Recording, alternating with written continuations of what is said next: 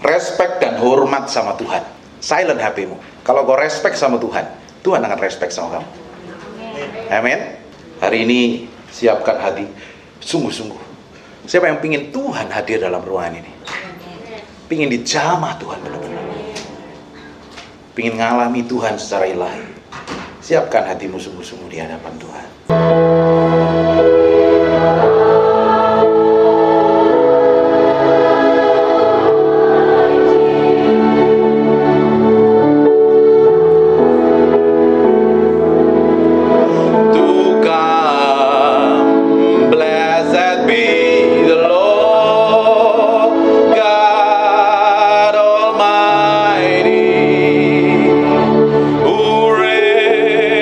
Forever.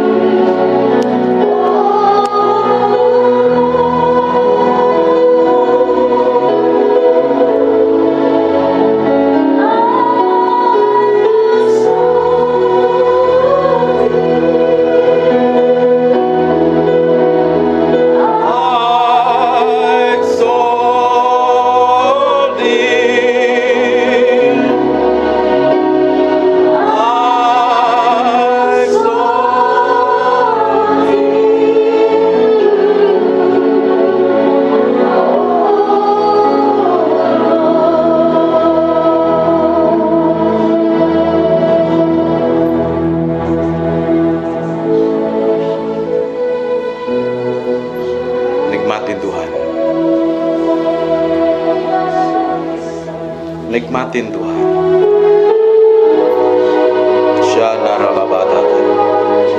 Aku berdoa, pengurapan itu sedang mengalir dari ujung ke ujung. Nikmatin Tuhan. Now in Jesus name I pray. Now in Jesus name. Wah, Riko. Terus bergerak. Terus mengalir. Yes. Nikmatin, nikmatin, nikmatin, nikmatin.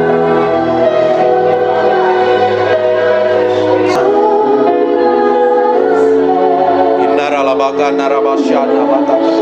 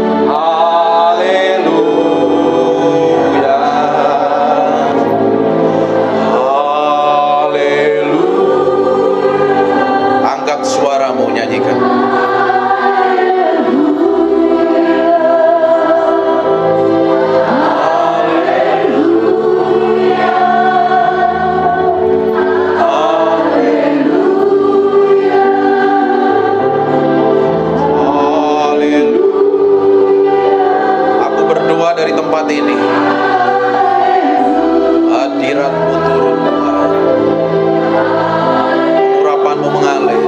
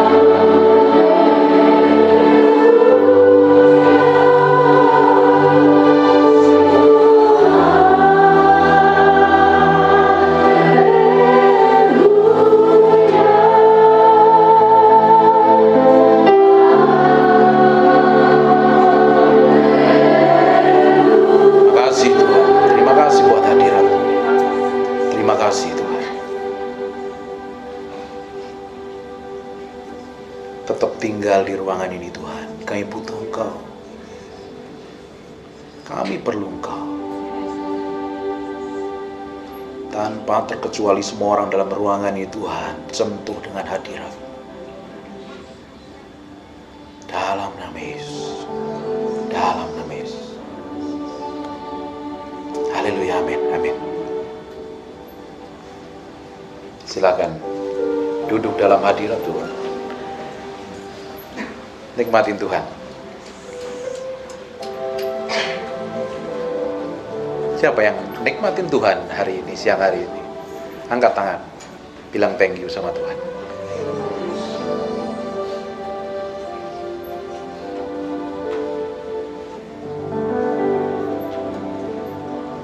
Jesus, I just want to thank you. Jesus, I just want to thank you. Jesus, I just want to thank you for being so good to me. Tuhan itu baik, betul kan? Tuhan itu baik.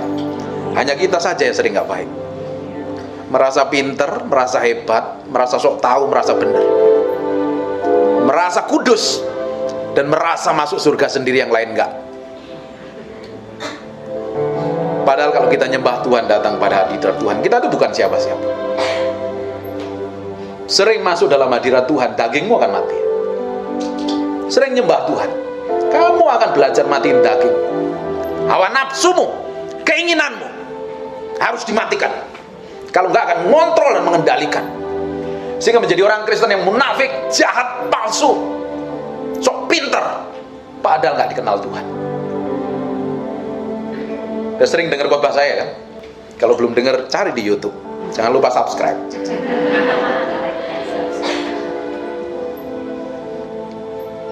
Sering masuk dalam hadirat Tuhan.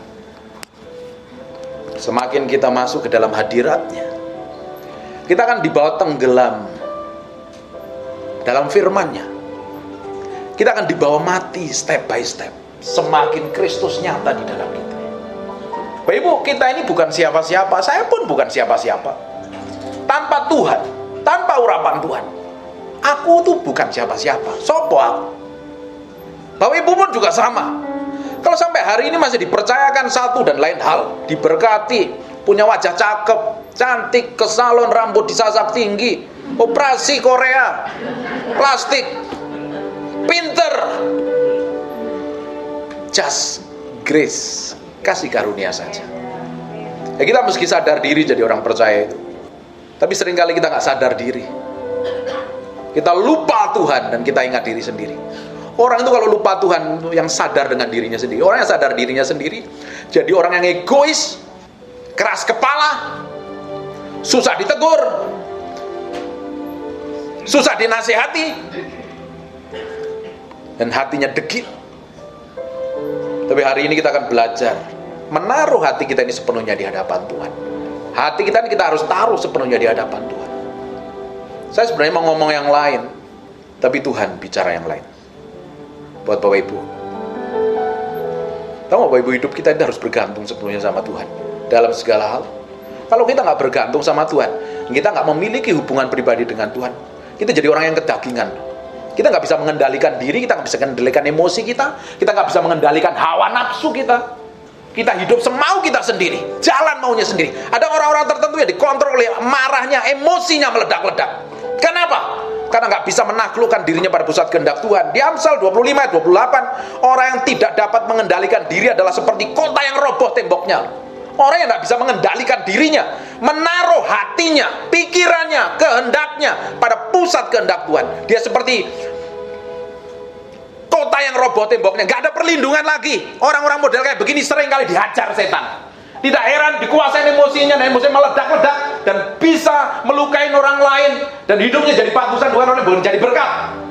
Bapak Ibu bayangin kalau tembokmu roboh, tidak ada perlindungan Tuhan.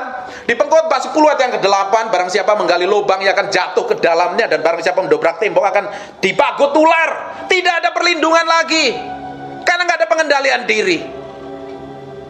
Nggak bisa kontrol mulutnya, karena mulut ini seringkali jadi problem dalam kehidupan kita. Katakan, mulut saya. Udah sarapan belum? Mulut saya adalah nabi masa depan saya. Mulutmu adalah nabi buat masa depanmu. Tergantung kamu ngomong apa. Itu bisa buka celah dan setan bisa hajar kamu. Kalau dengerin khotbah saya sering ngomong ini. Setan akan selalu cari celah. Di mana celah itu, dia akan masuk. Tujuannya bukan kelemahanmu loh, tujuannya dihajar kekuatanmu dan kau akan hancur. Gak ada perlindungan lagi. Barang siapa menggali lubang akan jatuh ke dalamnya. Lubang apa? Dosa. Tidak ada pengendalian, tidak ada penguasaan diri. Orang-orang model kayak begini, kalau hubungan suami istri kerjanya ribut, gegeran, berantem. Di sini ada yang berantem nggak? Kayaknya keluarganya bahagia semua di sini, mukanya. Haleluya. Kenapa? Orang nggak bisa mengendalikan mulutnya, orang nggak bisa mengendalikan hatinya, mengendalikan emosinya, meledak. Karena merasa dirinya benar, merasa dirinya pinter, merasa dirinya hebat, dia tuding orang lain salah semua. Terutama yang kalau kamu tuding suamimu atau istrimu, gila-gila, berantem. Kita harus taruh loh hati kita ini sepenuhnya di hadapan Tuhan nih. Kalau enggak, kau buka celah, dan setan akan hajar kamu. Silent HP-mu. Penting ini. Tahu nggak? Barang siapa menggali lubang akan jatuh ke dalamnya, dan barang siapa mendobrak tembok akan dipagut ular. Tahu nggak Bapak Ibu, ular itu siapa? Di Wahyu 12 ayat yang ke-9, dan naga besar itu si ular tua yang disebut akan hajar kamu. Bukankah iblis hari ini sedang mengaum-ngaum seperti singa, padahal dia bukan singa. Bisa saja dia kucing, seperti singa kok. Seperti singa, tapi dia bukan singa. Bisa saja kucing, bisa saja tikus. Tapi orang yang bisa ditelannya dihabisin loh. Perhatikan Bapak Ibu, kalau nggak bisa kontrol emosimu, nggak bisa kontrol amarahmu, kamu bisa meledak sama siapapun juga. Tersinggung sedikit marah, nggak terima, maki-maki orang. Kalau dimaki orang lain di jalanan nggak masalah. Kalau kamu maki suamimu, maki istrimu, maki anakmu, kamu akan ketemu trouble dalam pernikahan. Ini harus ditaruh hati kita ini sepenuhnya di hadapan Tuhan. Kalau yang di dalam ini diberesin, yang keluar manifestasinya juga Bener. Sekarang coba dicek. Ada HP smart kan? HP-mu smart semua kan? Download aplikasi rekaman, rekam perkataanmu sepanjang hari. Ngomong apa? Nanti didengerin dari. Kalau didengerin, apalagi kalau lagi marah. Ibu-ibu, kalau lagi marah rekam. Nanti bawa ke hadirat Tuhan. Tuhan, aku lagi marah ini. Nanti malu. Nanti kamu pasti berubah. Kalau kamu nggak mau berubah, rekam omonganmu, rekam emosimu, rekam semuanya, dan kamu putar sendiri waktu kamu mau doa. Malu kamu sama Tuhan. Makanya orang kalau nggak memiliki hubungan pribadi dengan Tuhan, tuh hatinya itu busuk, jahat, munafik, belagu, nggak bisa ditegur, nggak bisa dinasihatin, benernya sendiri. Orang-orang model kayak begini loh, bisa angkat tangan ke gereja, angkat tangan haleluya 12 kali, nangis loh. Mukanya kayak Bunda Maria, kudus suci tak bercacat celah, tapi praktek hidupnya horor. Berapa banyak ibu-ibu yang suaminya kabur? Banyak kan? Suamimu kabur, suamimu ngomel, suamimu nggak tahan dengan hidupmu karena mulutmu yang nggak bisa dikontrol, nggak dikendalikan. Kalau kamu nggak bisa kendalikan yang di dalam sini, ini juga nggak bisa dikendalikan. Ini bikin problem. Ini bisa jadi masa depan yang menentukan kamu akan jadi apa ke depan. Dan ini juga bisa menghancurkan hidup. Kita itu bisa ngomong kayak begini nih, nanti ketemu setelah itu ngobrol segala macam, terus kamu bisa ngomong sembarangan tanpa kamu sadari perkataanmu melukain orang. Orang yang dilukain itu bisa terluka sepanjang hidupnya dan kamu udah lupa loh. Makanya hati-hati loh dengan itu. Coba bayangin kalau kamu hidup dengan pasanganmu. Haleluya. Berapa banyak kamu udah menyakitin pasangan hidupmu dengan perkataan yang menyakitkan, dengan perbuatan yang busuk yang kamu pikir anggap kamu benar sendiri. Makanya saya bilang, bangun hubungan intim dengan Tuhan. Itu mengkoreksi sampai kedalaman batin kita ini.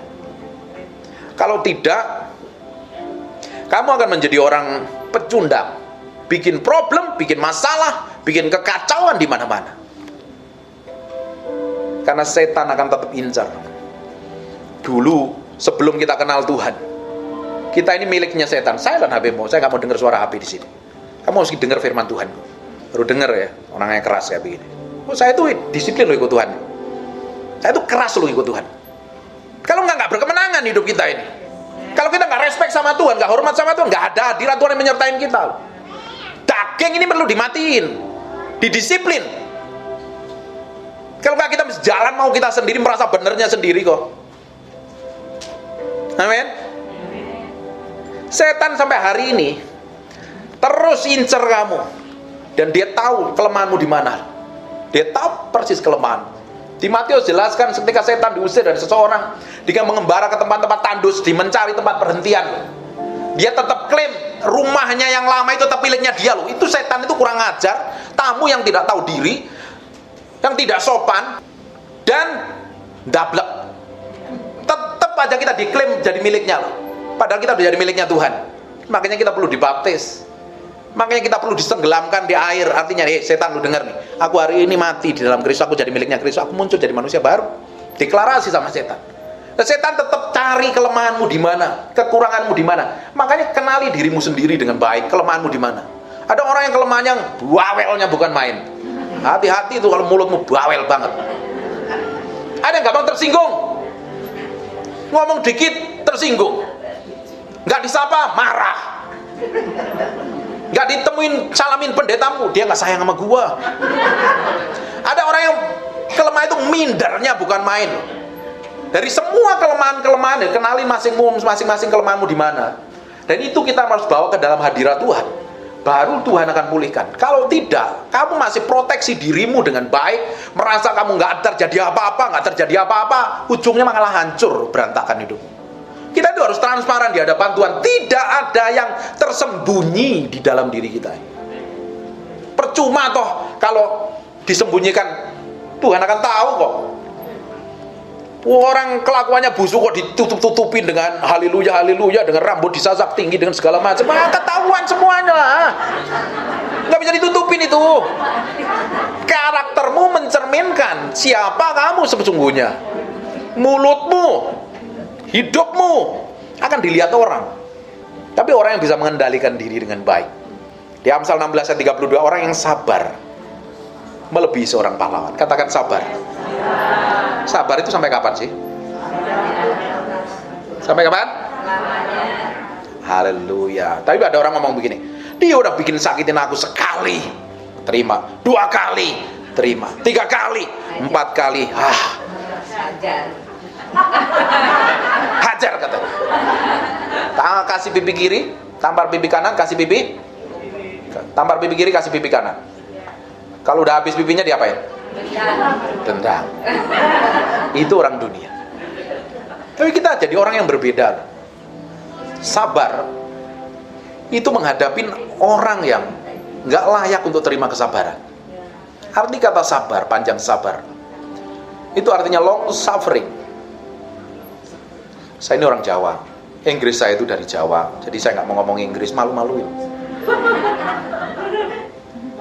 Panjang menderitanya. Tuhan itu panjang sabar. Tapi pada kenyataannya kita nggak bisa sabar. Kita terjebak dalam banyak hal yang memicu kita, memancing kita untuk meledak dan marah begitu rupa.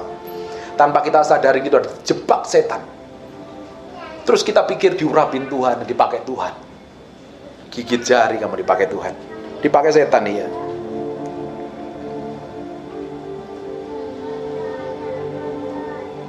Amin. Dipenuhi kemuliaan.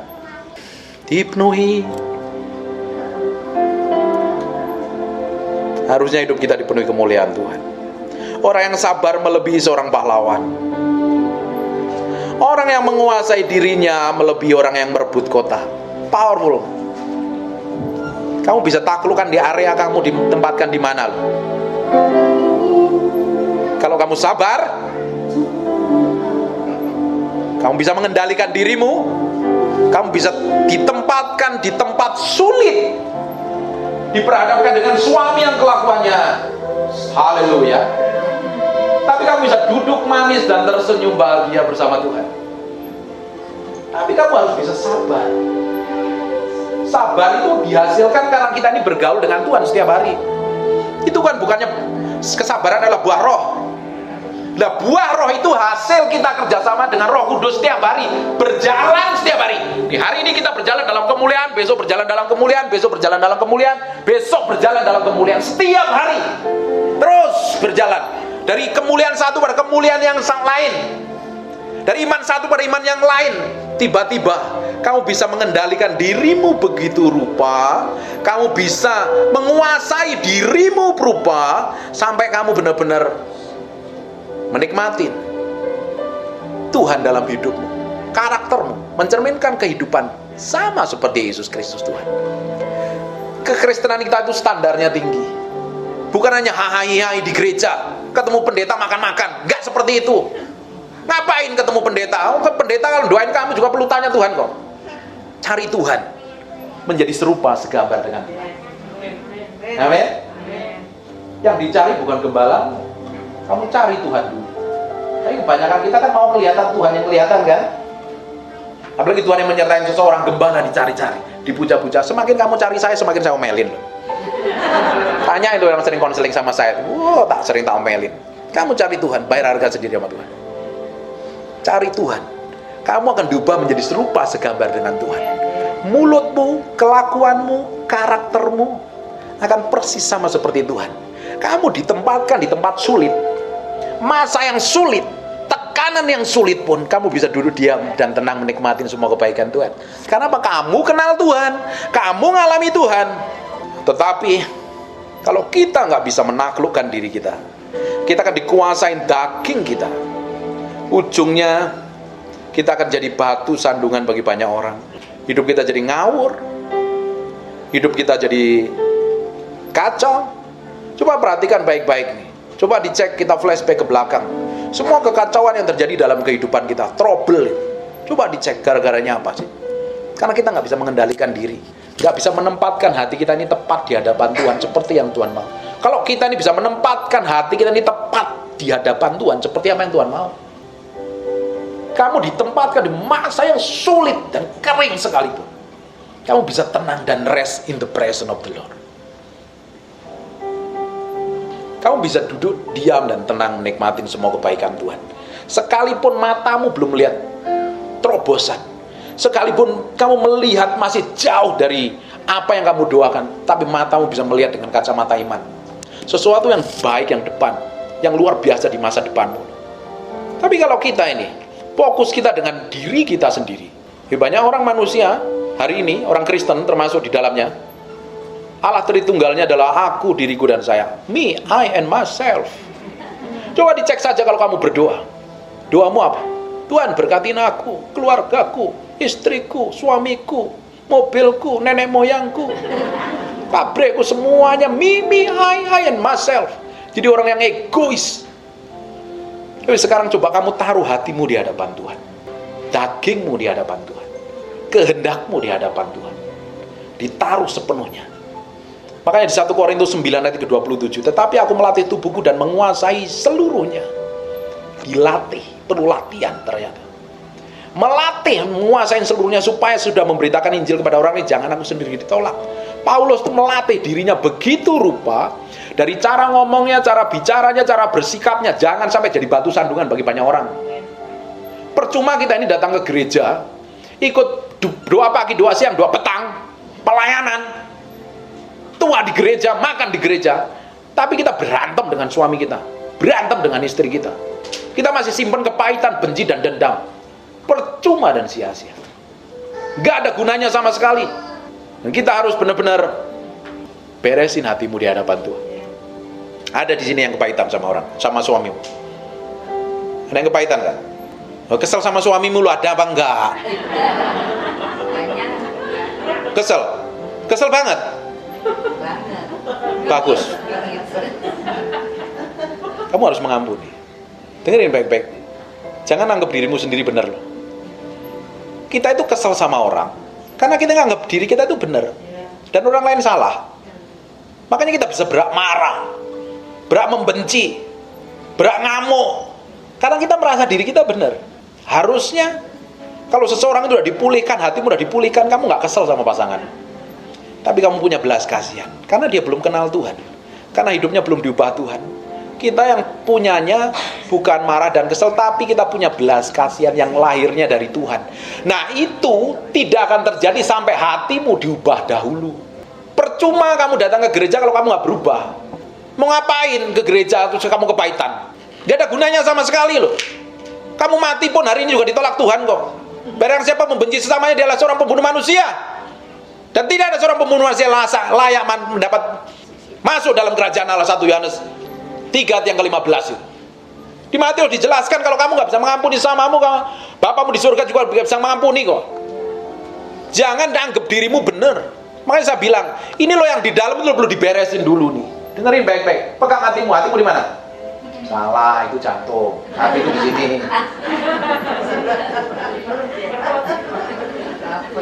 Kata hati dalam bahasa Inggris artinya the belly atau out of the belly atau spirit of man, letaknya di perutmu. Hatimu ini loh yang di dalam ini loh harus dibereskan. Harus dibereskan. Coba sekarang buka di Matius pasal yang ke-15 ayat yang ke-19. Matius pasal yang ke-15 ayat 19. Karena dari hati timbul segala pikiran jahat dan pembunuhan. Berarti kata hati dalam ayat ini bisa diterjemahkan bisa dua hal. Bisa jiwa, bisa yang di dalam hati kita. Nah jiwa kita, manusia itu ada 3 bagian. Roh, tempat tinggalnya Tuhan yang kita sudah dilahirkan kembali. Dan jiwa, ini yang perlu diperbarui hari demi hari. Ini perlu ditaklukkan sesuai dengan kebenaran firman Tuhan. Jiwa itu isinya apa yang kamu pikir, apa yang kamu rasa, apa yang kamu mau. Nah, kalau jiwa ini belum diberesin, isinya jahat, pikiran jahat, pembunuhan, perzinahan, percabulan, pencurian, sumpah palsu, dan hujat. Bahkan gosip, ngomongin kejelekan orang lain. Itu termasuk melanggar hukum Tuhan yang ke-9. Apa hukum Tuhan yang ke-9? Bersaksi dusta. Kamu ngomongin orang lain, kamu sendiri nggak tahu hidupmu. Kamu jelekin suamimu di hadapan orang lain, kamu bersaksi dusta dengan suamimu loh. Harusnya kamu ngomongin adalah janji Tuhan atas suamimu, atas istrimu, atas keluargamu, bukan malah diomongin yang jelek-jelek. Nah, hati ini yang perlu diperbaharui ini hari demi hari ini. Katakan hati saya harus diperbaharui. Selaras dengan firman. Makanya jangan pernah bertindak, jangan pernah berpikir, jangan pernah mengambil keputusan kalau keputusanmu di luar kebenaran firman Tuhan. Ujungnya kamu akan ketemu trouble dan masalah. Amin. Ngerti nggak sampai sini nih?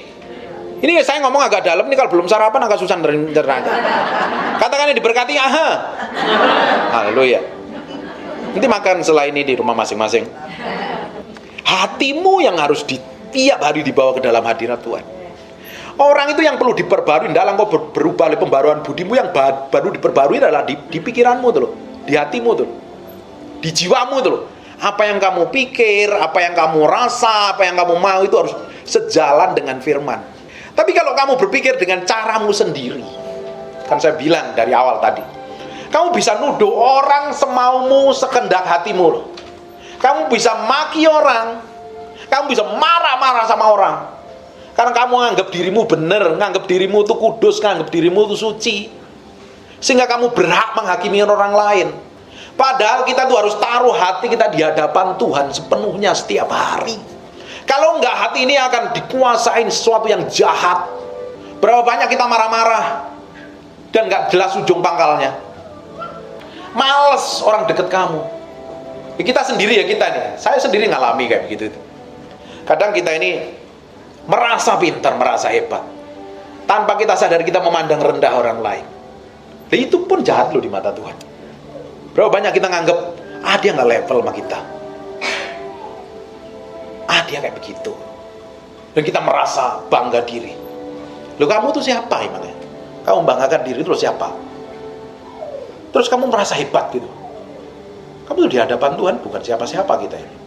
Makanya seseorang yang berjalan bersama Tuhan setiap hari, ngalami Tuhan. Ini sekarang udah jam berapa ini?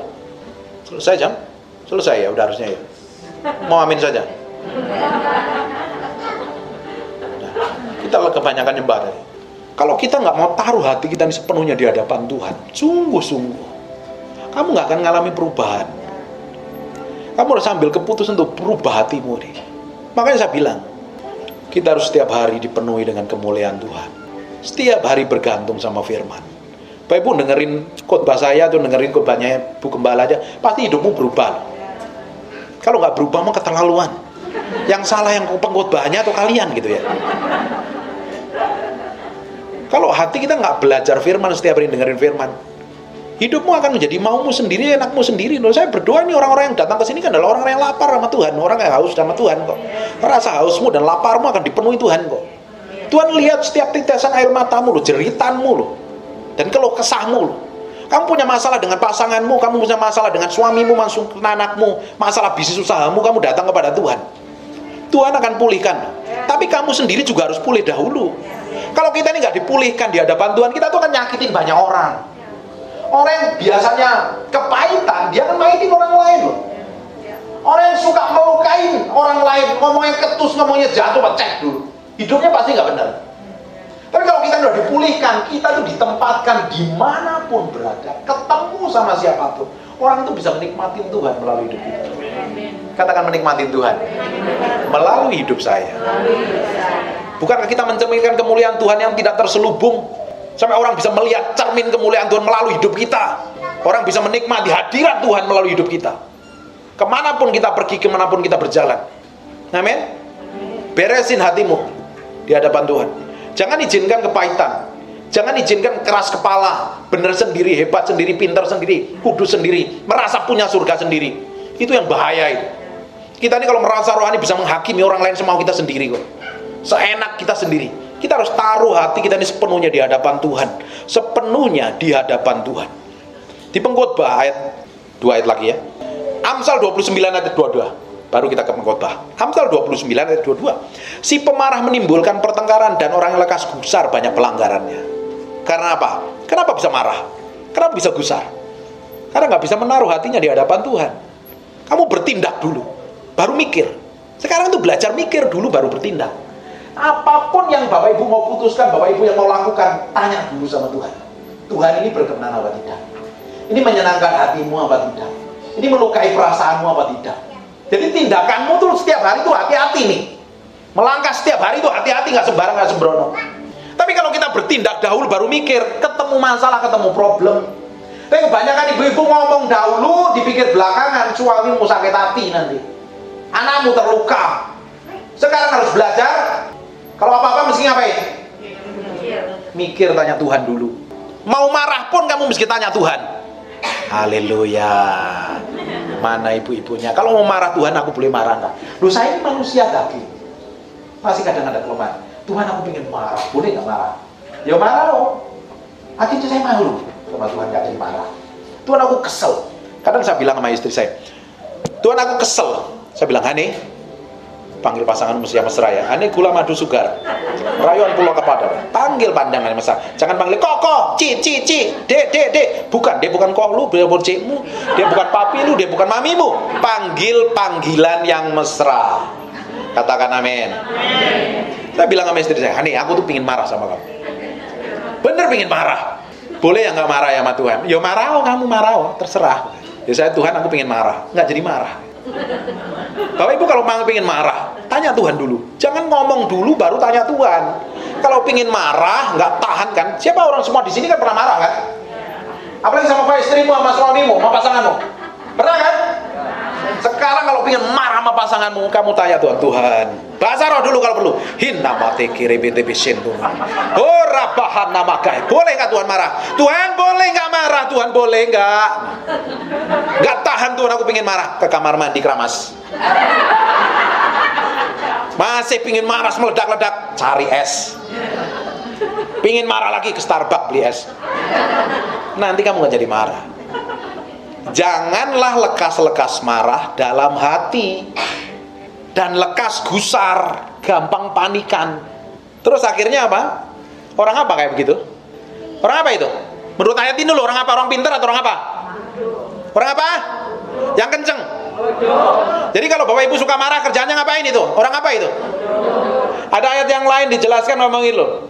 Bodohlah yang menyatakan sakit hati seketika itu juga. Di Amsal berapa itu? Amsal 12 atau Amsal berapa? Cari itu. Bodohlah yang menyatakan sakit hati seketika itu juga. Coba cari, cepet. Amsal 12 ayat 16. Buka. Pinterlah. Coba baca yang kenceng.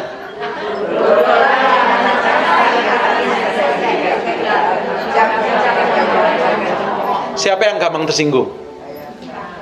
Ibu-ibu gampang tersinggung nggak? Iya dong. Yang gampang tersinggung. Menurut ayat ini pintar atau bodoh? Kamu mau jadi pintar atau orang bodoh? Mau jadi orang pintar kan? Sekarang kalau ada orang ngomong jelek,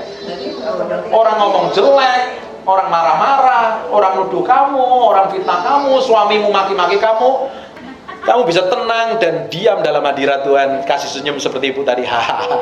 Orang boleh tuduh saya, orang boleh maki saya, wong saya di dalam Kristus kok. Relax saja, Tuhan yang menjadi pembelaku. Nyatanya aku nggak mau dengerin perkataan orang lain. Anggap saja aku sedang naik unta. Itu ada anjing chihuahua yang kaing-kaing. Itu loh pepatah itu loh apa itu? Apa? Ya anggap aja itu naik unta, cuit-cuit itu udah cuek aja lah. Toh juga nggak akan gigit.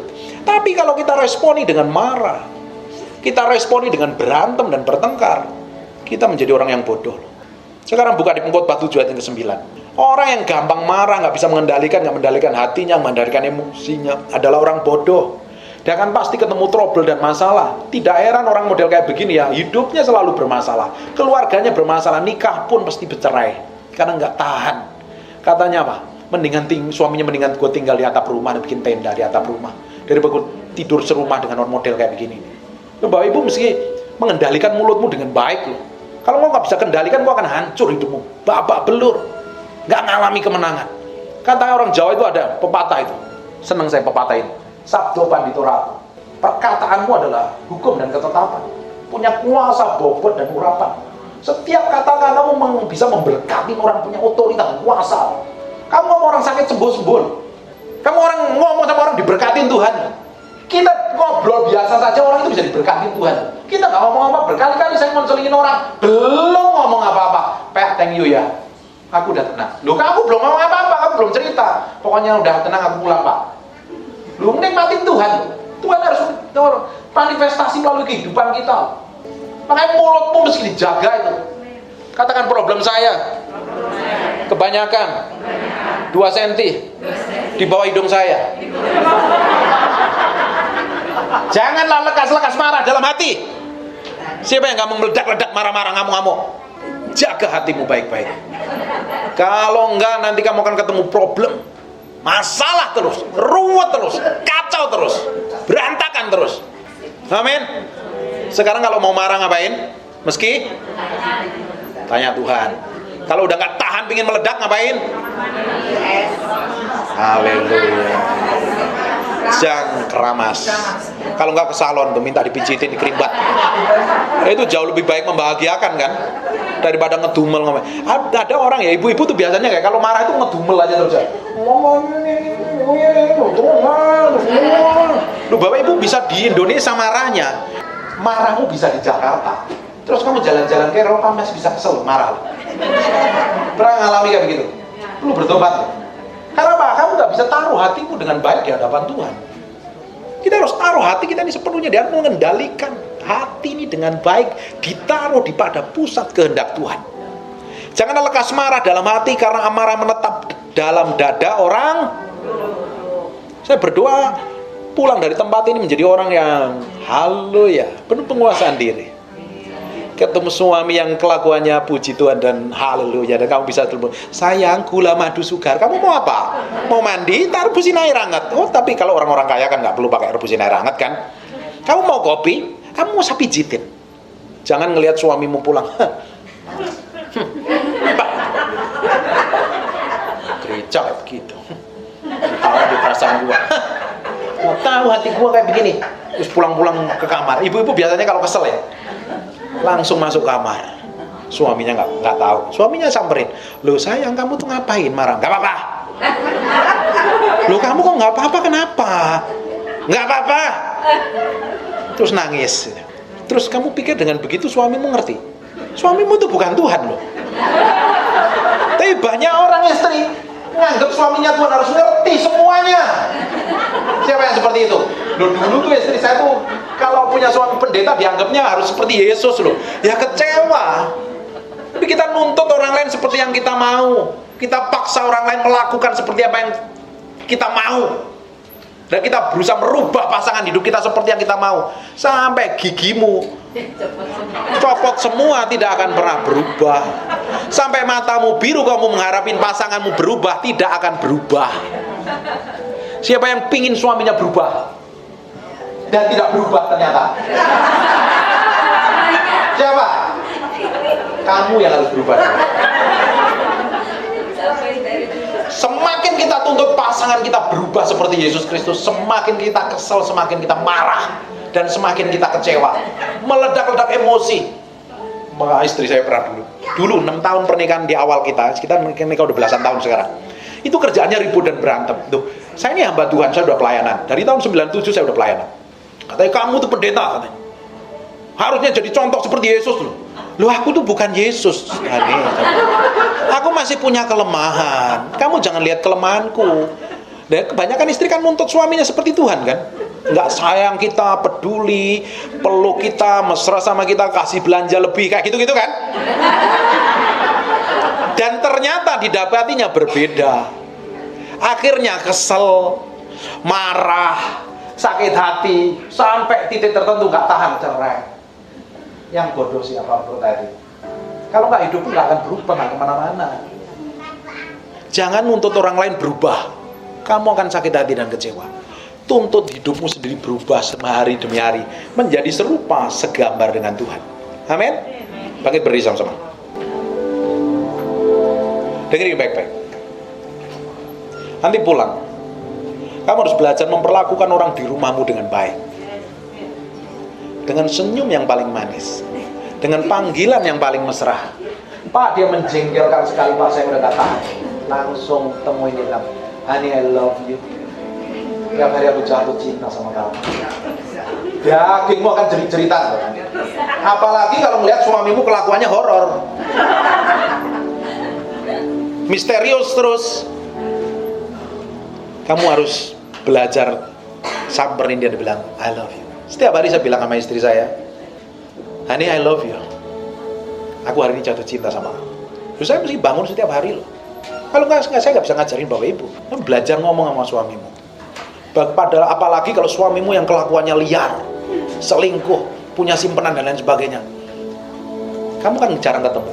Chat, pegang handphonemu. Mana handphone? Pegang handphone. Handphone lu tuh mana? Nanti dipegang, di chat suaminya. Honey, I love you. Terus suaminya bilang, tumben-tumbenan, ya.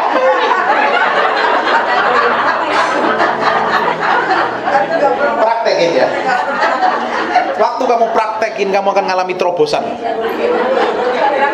Ya, praktekin nanti. Bilang sama pasanganmu, jangan panggilnya jangan papi. Pak, saya kan udah nomor 70, 80, masa panggil sayang-sayang loh. Kamu kan dulu jatuh cinta nikah sama dia. Kenapa kamu? Ya, coba praktek. Langsung praktek. Nanti lihat hasilnya. Kita harus lakukan bagian kita. Dan Tuhan akan lakukan bagiannya. Katakan, saya harus melakukan bagian saya. Dan Tuhan akan lakukan bagiannya. Mulai hari ini saya tidak mau menuntut pasangan saya seperti yang saya mau. Tapi saya mau berubah. Amin. Kamu ngomong ini kan senyum-senyum sambil ketawa-ketawa kan. Nanti waktu kamu praktek di rumah kamu akan nangis. Kamu akan jerit-jeritan. Kamu akan berdarah-darah, tapi ujungnya Tuhan akan pakai hidupmu. Amin.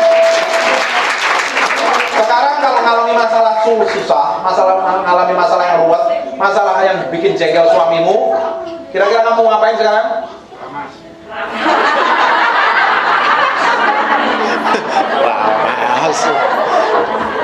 Coba maskernya diturunin sedikit. Coba belajar senyum dulu. Senyum dulu. Yang paling manis coba. Coba senyum. Belajar. Praktek. Lu di sini aja diajari praktek susah, nanti di rumah susah loh kamu. Coba senyum. Belajar senyum. Nanti kamu akan mengalami terobosan. Kamu akan jadi orang yang bisa mengendalikan diri. Terus suamimu akan ngeliat, cintaku, sayangku, gulaku, maduku, rayuanku, laku. Oh, berbeda ya ini orang ya. Apa yang membuat berbeda? Oh, ternyata dia ikut Pedo Victory. Iya, kamu ikut ibadah di sini, kamu nggak berubah ya percuma. Ya kamu harus berubah. Amin. Orang yang khotbah aja berubah, masa yang dikhotbahin nggak berubah? Amin. Praktek hidup, praktek hari-hari. Kamu akan mengalami breakthrough dan terobosan. Saya akan melihat banyak orang di tempat ini, ibu-ibu yang sudah dipulihkan Tuhan, akan jadi berkat bagi banyak orang. Orang di Victory ini kan banyak dengerin khotbah saya, banyak yang konseling sama saya. Ketika mereka diubahkan Tuhan, tiba-tiba dikirim orang yang mengalami masalah yang sama, punya kelemahan yang sama seperti yang dia pernah alami, dan dia bisa duduk diam ngobrol sama mereka, dan orang itu diubahkan Tuhan. Amin. Tuhan tidak berhenti sampai kamu diubahkan. Tuhan akan pakai kamu menjadi berkat bagi banyak orang. Amin. Tutup matamu, kita berdoa.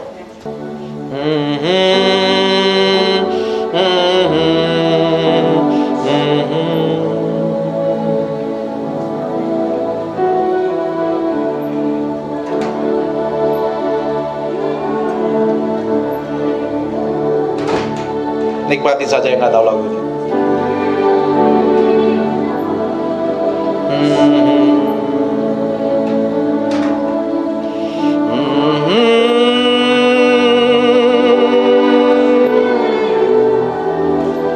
Maralah bagas ini medibigil.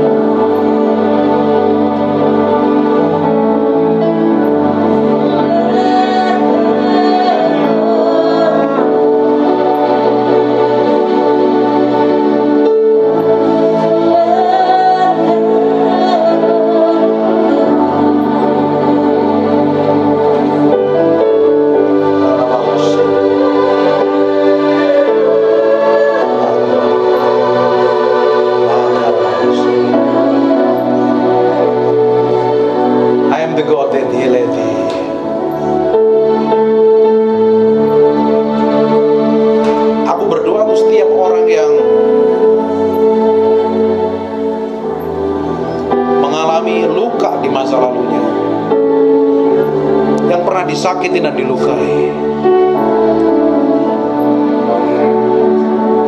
Aku berdoa dalam nama Yesus.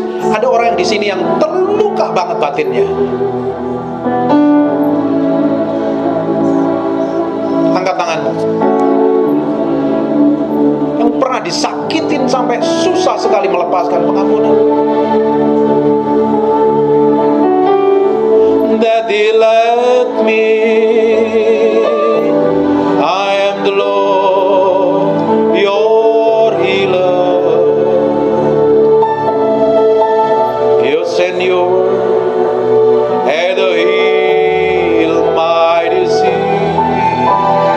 Ngomong sama Tuhan.